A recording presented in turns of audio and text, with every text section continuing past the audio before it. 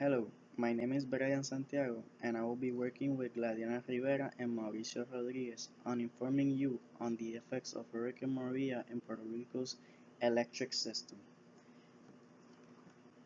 Here we see an image of Puerto Rico before and 4 days after Hurricane Maria passed. This picture was taken from a satellite from outer space. It shows Puerto Rico's electric system due to the light that is seen at night. The last semester, in September, Puerto Rico was a total chaos after Hurricane Maria. Every Puerto Rican was traumatized after such catastrophic event. In the video, our intention is to inform about how Hurricane Maria affected us, the problem we had with the overload of transformers, and how we can improve our electrical system for a better response. Ya lo volé.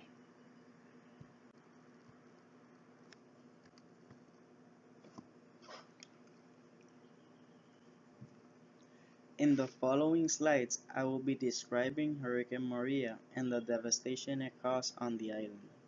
I will discuss three topics. These are facts of Hurricane Maria, damages, and struggles of Puerto Ricans.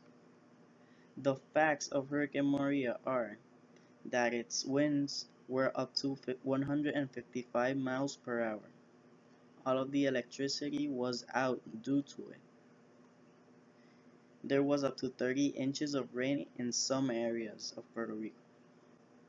The hurricane struck Puerto Rico on the morning of September 20th of 2017. Hurricane Maria has been the second most fatal hurricane Puerto Rico has faced in its history. It is the worst storm to hit Puerto Rico in over 80 years and arrived only 2 weeks after Hurricane Irma passed just north of the island and left 1 million people without power. According to CNN, the blackout is already the worst in U.S. history, beating out Hurricane Georges in 1998 and Hurricane Sandy in 2012. Puerto Rico's power outage is the second largest blackout in history. Now I will be talking about the damages it caused.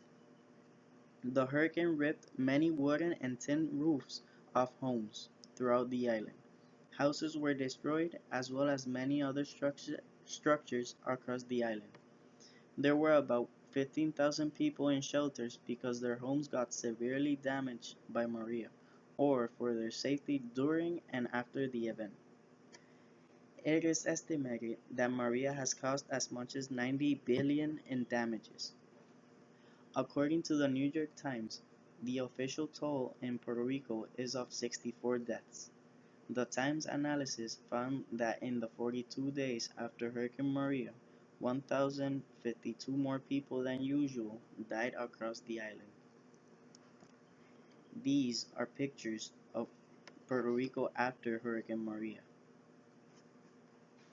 Now I will be talking about the struggles of Puerto Ricans. Many Puerto Ricans struggle to obtain access to clean water and food because it was limited. Some Puerto Ricans were forced to cross swollen rivers after bridges collapsed to reach businesses where they could buy water and gas. The storm affected immensely Puerto Rico's poorest residents. They have fewer resources to recover and rebuild. The hurricane interrupted the education of all students throughout the island. According to Mercy Corps, it took nearly 5 weeks before the first public schools began to reopen after the storm. Due to Puerto Rico's economic crisis before and after Hurricane Irma and Maria, more than 10% of Puerto Rico's students have left, and the newest fiscal plan wants to permanently close nearly 300 schools. Now, I will be talking about the companies that help in the recovery of energy systems. The companies that you see here are some that I will be offering details. The company Fluor Corporation confirmed that they have accomplished restoring portions of three priority electrical lines near San Juan, according to El Nuevo Dia. The company Florida Power and Light Company sent 140 workers to continue working in the restoration of the electrical system of Puerto Rico. The company Duke Energy sent 200 workers with trucks and materials to continue working in the restoration of the electrical system of the island.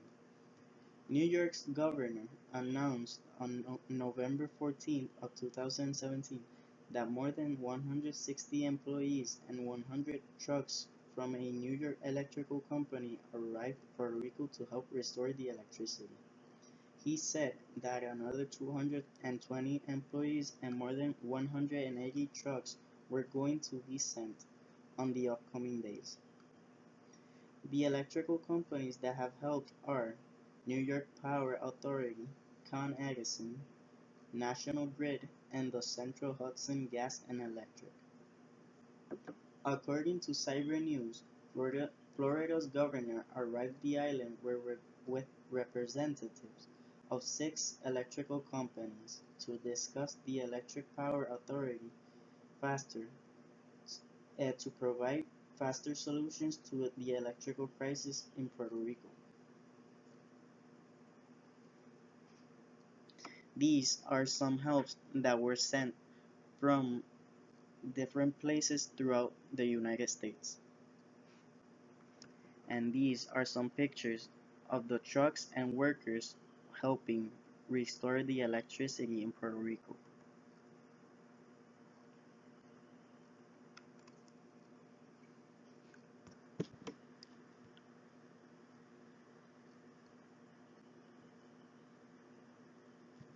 After Hurricane Maria, Puerto Rico was destroyed in every sense of the word. It greatly affected the social security and economic aspect. But what was the most affected was the electricity. The agencies were not prepared for the magnitude of the catastrophe caused by the hurricane, so they didn't take the appropriate measures to secure electricity lines throughout the island. As a result, the electrical system collapsed almost completely. 80% was damaged. Today, there are still people in the mountains who do not have electric service and survive with an electric plant and with the sunlight. Despite all the measures that have been taken to restore the electrical system, there are many blackouts and people without power electricity. This happens due to the overload of the electrical lines in the transformers. Plus, 50,000 electric poles were affected through the whole island. For, for what we can say, Puerto Rico electrical system is still weak. After the Hurricane Maria, there were thousands of homes destroyed. At least 100 or more people were killed, and also Maria left all the island without electricity or water for a month. Even until today, there is people, mostly in the poorest areas of the island, that doesn't have power or electricity. In these photos, we can see all the destruction caused by Maria. In this photo, we can see one of the many floods caused by the hurricane. Also, here you can see all the destructions, all the trees down the road. This picture is from Macau, and it can be seen all the power lines in the floor obstructing the road. Also, there is this photo that impacted me because there was people who suffered more than others, and some of them still without a safe house. And there is other photo of a family that lost almost everything. And this is a picture of the lines people needed to do to obtain gas for the electric plants. After the hurricane, the government and all its work team have given all their help to restore the electricity system as soon as possible. Although their efforts were not very fast and efficient, because after 3 months, 45% of the island had only electricity by sectors and not the whole town. The remaining 35% was still in the dark. Almost 9 towns were all in the dark, such as Jauco and Ciales. But the Electric Power Authority didn't really know the correct statistic because their counting system was damaged. Later, after 6 months, there still left 7 to 15% of people without electricity in their house. This is already a problem that must be resolved because the hurricane season begins again in a couple of days, and the government must have a plan to improve the system because it showed us that they don't have any strategic plan for catastrophic situations. Hello, my name is Mauricio Rodriguez and I will be talking about transformers and transmission lines. The transmission lines are made of coaxial cable like you can see here. These are a type of cable used to transmit high frequency electricity signals. The transformers are made to step up the voltage to transmit it all over Puerto Rico. The other kind of transformer are to step down the voltage to transmit it to neighborhoods. In this picture you can see is the most basic circuit representation of coaxial cables. The generator have the function of a power plant, and the load can be anything that receives electricity such as hospitals, schools, or neighborhoods.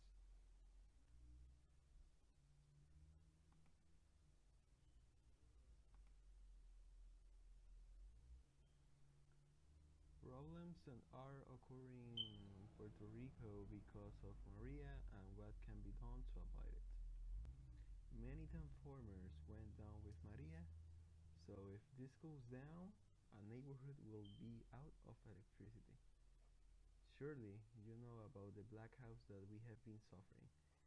This happens due to internal problems in the power plant that cause a 0% of generation. Here you can see the diagram. The transmission of electric power from power plants to homes makes use of transformers at various stages you can see here.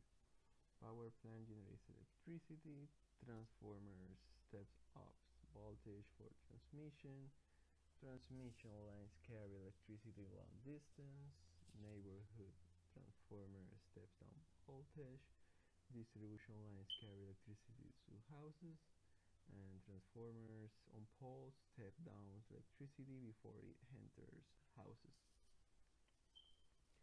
Some problems occurring in Puerto Rico are the overheating.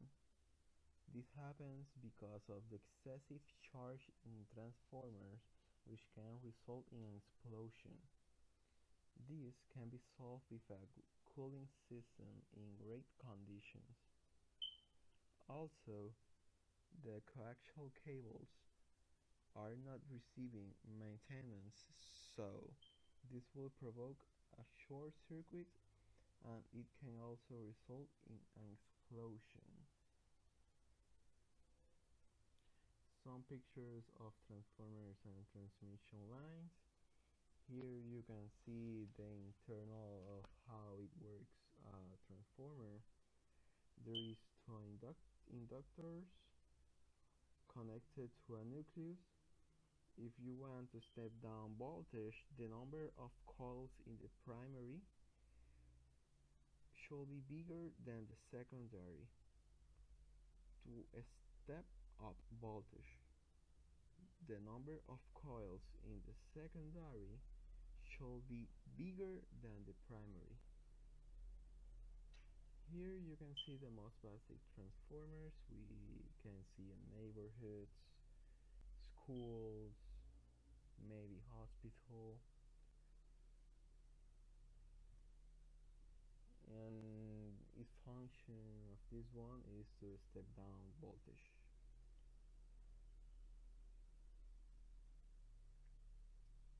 I know you have seen this before. Cables like cables like an spaghetti or something like that. This affects the flow of current because current delivers magnetic field which affect everything it is near to it. We literally can see in every post of Mayagüez.